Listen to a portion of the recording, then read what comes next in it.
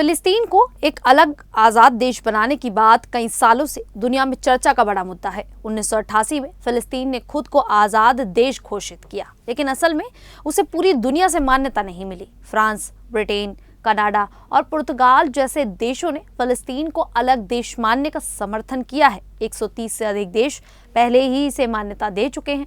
इसके बावजूद भी यूएन की पूर्ण सदस्यता आखिरकार फिलिस्तीन को क्यों नहीं मिल रही है? फिलिस्तीन चाहता है कि गाजा पट्टी, वेस्ट बैंक और पूर्वी जेरूसलम के साथ उसे 1967 की सीमाओं पर आधारित एक देश का दर्जा मिले। संयुक्त राष्ट्र में फिलिस्तीन को 2012 से पर्यवेक्षक राज्य का दर्जा है, यानी वो वहां बैठ सकता है लेकिन वोट नहीं डाल सकता। तो चलिए इस वीडियो में आपको बताते हैं कि कैसे फिलिस्तीन को संयुक्त राष्ट्र में पूर्ण मान्यता मिलेगी, कौन कौन से देश फिलिस्तीन को सपोर्ट कर रहे हैं और कौन कौन से देश इसके खिलाफ हैं। नमस्कार, मेरा नाम है शालिनी और आप देख रहे हैं द न्यूज़ 50।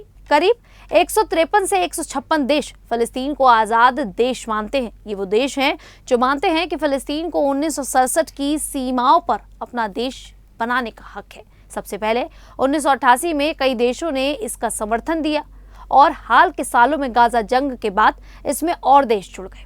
2024 से 2025 में कई यूरोपीय देशों ने भी फिलिस्तीन को मान्यता दी है, लेकिन फिलिस्तीन को संयुक्त राष्ट्र की सदस्यता के लिए चार्टर के अनुच्छेद 4 का पालन करना होगा। इसके तहत सुरक्षा परिषद में प्रस्ताव पास करना जरूरी है, जिसमें 5 स्थायी देश अमेरिका, ब्रिटेन, फ्रांस, रूस, चीन और 10 अस्थायी सदस्य हैं। प्रस्ताव पास होने के लिए 9 देशों का समर्थन होना और किसी स्थायी सदस्य का वीटो ना होना बहुत जरूरी है। अमेरिका ने पहले फिलिस्तीन के खिलाफ वीटो किया था, जिससे मामला अटक गया, लेकिन अब एशिया, अफ्रीका, मध्य पूर्व और लैटिन अमेरिका के देश भी फिलिस्तीन के समर्थन में हैं। और गाजा में चल रही जंग जो 2023 से शुरू हुई, उसके बाद कुछ पश्चिमी देश भी समर्थन में आए हैं। 2025 में यूएन की मीटिंग में Britain, Canada, Australia, France, Belgium, पुर्तगाल जैसे कई देशों ने मान्यता दी, लेकिन अमेरिका और इजराइल ने इसका सख्त विरोध किया, क्योंकि मान्यता मिलने से फिलिस्तीन को अपने दूतावास खोलने, व्यापार करने और दुनिया से मदद लेने में आसानी होती है। समर्थक देश कहते हैं कि ये फिलिस्तीनियों का हक है और गाजा में हो रही तबाही को रोकने का रास्ता है। विरोधी देश, खासकर अमेरिका और इजराइल, कहते हैं कि ये हमास जैसे संगठनों को फायदा देगा और इजराइल की सुरक्षा को खतरा है। उनका मानना है कि पहले इजराइल फिलिस्तीन में बातचीत होनी चाहिए। मध्य पूर्व और अरब देशों की अगर बात करें तो इसमें सऊदी अरब, संयुक्त अरब अमीरात, जॉर्डन, मिस्र, Syria, Lebanon, Iraq, Yemen, Qatar, Kuwait, Bahrain, Oman, Algeria, Tunisia, Morocco, ये सभी अरब देश फिलिस्तीन के साथ हैं, क्योंकि वो इसे इस्लामी और अरब एकता का हिस्सा मानते हैं। एशिया की बात करें तो इसमें भारत, चीन, रूस, Pakistan, Indonesia, Malaysia, Bangladesh, Vietnam और उत्तर कोरिया।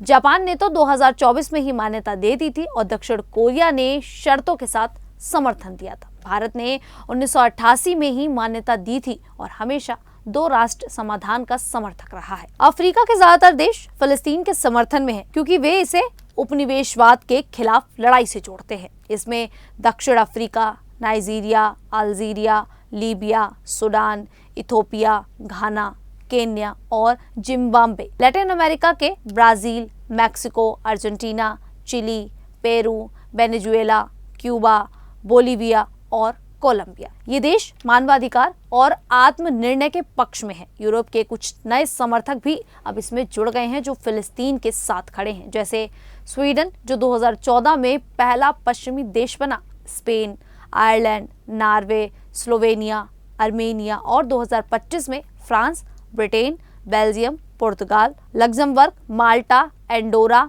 मोनाको और सैन मरीनो। फ्रांस ने कहा कि यह हमास को कमजोर करने और शांति लाने का रास्ता है। ब्रिटेन ने कहा कि गाजा की तबाही देखकर अब और इंतजार नहीं कर सकते। इन देशों के अलावा तुर्की, Brunei, Bahamas, Barbados, Jamaica, Trinidad Tobago और वेटिकन ने भी 2015 में फिलिस्तीन को मान्यता दी थी। 2025 में यूएन की मीटिंग में 142 देशों ने 2 राष्ट्र समाधान और मान्यता का समर्थन किया। G20 के 19 में से 14 देश, भारत, चीन, रूस, सऊदी अरब, दक्षिण Africa, Brazil, France, Britain, Canada, Australia आदि अब समर्थन में है। सितंबर 2025 में फ्रांस और सऊदी अरब ने एक सम्मेलन किया जहां दुनिया को शांति के लिए एकजुट करने की कोशिश हुई।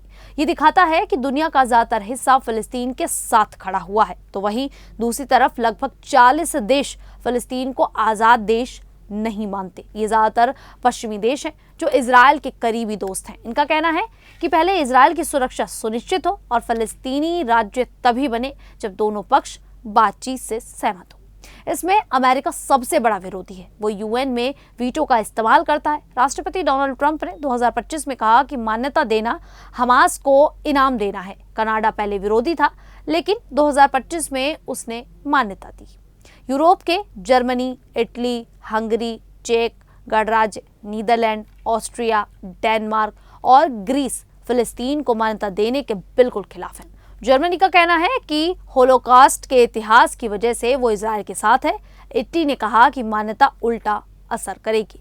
एशिया और प्रशांत क्षेत्र की बात करें तो इसमें माइक्रोनेशिया, नाउरो, पलाऊ और पापुआ न्यू गिनी ये छोटे देश अमेरिका के साथ चलते हैं। ऑस्ट्रेलिया पहले विरोधी था, लेकिन 2025 में उसने भी मान्यता दे दी है। इजराइल सबसे सख्त विरोधी है। उसका कहना है कि फिलिस्तीनी राज्य उसकी सुरक्षा के लिए बड़ा खतरा है। पीएम बेंजामिन नेतन्याहू ने 2025 में कहा कि जॉर्डन नदी के पश्चिम में कोई फिलिस्तीनी देश नहीं बनेगा। 2025 के यूएन वोट में सिर्फ 10 देशों ने विरोध किया। इसमें अमेरिका, इजराइल, अर्जेंटीना, चेक गणराज्य, हंगरी आदि शामिल थे।